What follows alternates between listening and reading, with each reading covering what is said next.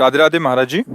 महाराज जी, घर में पत्नी के साथ कलह के रहते मन व्यथित रहता है। नाम जप और ब्रह्मचर्य में सफलता नहीं मिल पा रही। महाराज जी, मैं क्या करूं? देखो, ऐसा है, आप बाहर की बात करते हैं, बात अंदर की। बुद्धि इतना कलह पैदा किए हुए है, अंदर प्रपंच पैदा किए, अगर उसको सुधार लो तो बाहर का कलह कोई परेशानी नहीं कर सकता।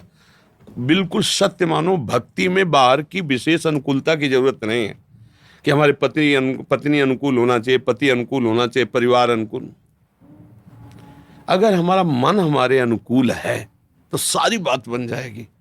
देखो, त्रिभुवन पति पिता हिरण्यकश्यप 5 वर्ष के बालक प्रहलाद पर विपरीत है। अब क्या बकाया रह गया, उसके अनुकूल क्या रह गया? वो त्रिभुवन पति है, देवराज इंद्र के पद पर बलात् बैठा हुआ है, और इतना बड़ा तपस्वी, किसी का सांप काम नहीं करता उसके ऊपर, और इतना बलशाली। वो बालक कितना, 5 वर्ष का, लेकिन हरि भक्ति में मन लगा है तो भयभीत कर दिया हिरण्यकश्यप को। भयभीत हो गया कि मरेगा कैसे, कांप गया, और अंततोगत्वा भगवान ने फाड़ के फेंक दिया उसको। अगर हमारा मन प्रभु में लगा है तो पत्नी क्या, पूरा विश्व खिलाफ रहे तो हमें क्या फर्क पड़ता है, और प्रभु में मन नहीं लगा तो सब गड़बड़ हो जाए। हमें लगता है पत्नी का प्रतिकूल होना भगवान की कृपा का इशारा है, क्योंकि हम लोग इसी राग में तो बंध जाते हैं।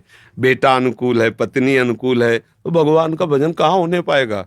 और जब वो प्रतिकूल है, सब प्रतिकूल, तो लगता है यार कोई तो प्यार करने वाला हो, तो फिर प्यार समुद्र भगवान की तरफ हमारा मन जाता है। तो कृपा मनाओ, भगवान की विरोध भाव काहे को करते हो? पत्नी में भगवान का दर्शन करो, भगवान की कृपा उसकी चेष्टा में देखो कि अगर तू प्रतिकूल ना होती तो मुझे भगवान की तरफ बढ़ने का रास्ता ना मिलता। समझ में आ रहा है? चिंतामणि वैश्या ने बिल्व मंगल जी को जब धक्का लगा के बाहर किया और कहा, इस चमड़ी से जितना अनुराग करता है अगर कृष्ण से करता तो तेरा जीवन सार्थक हो जाता। वही महान भक्त बिल्व मंगलाचार्य जी बने, और चिंतामणि को गुरु रूप से प्रणाम किया कि अगर तेरा तिरस्कार ना होता तो मैं तो कहाँ फंसा हुआ था। ऐसे ही गोस्वामी तुलसीदास जी की पत्नी ने कहा, जितना इस चाम में उतना राम में लगाते तो तुम्हारा काम बन जाता। दोबारा जीवन में नहीं देखा राम राम राम भगवान के। तो पत्नी को प्रणाम करो कि ये कृपा आई है मुझे भगवान तक पहुंचाने के लिए। क्यों? अगर लोक व्यवहार से देखो, ये तुम परमार्थ की बात कह रहे हैं, तो देखो तुम्हारे आश्रित है, तुम्हें चाहिए अपनी बात दबा के उसकी बात पूर्ति करो।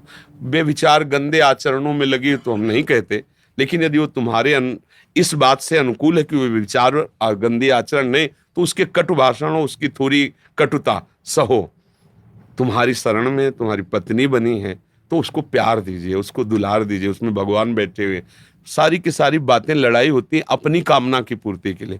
तो तुम भक्त हो, तुम अपनी कामना को दबा दो, उसकी कामना की पूर्ति करो, अभी सब ठीक हो जाएगा। हमें बुरा कब लगता है कि तेरा कर्तव्य क्या है, मैं पति हूं, तेरे को ऐसा करना चाहिए, ये मूर्खता है।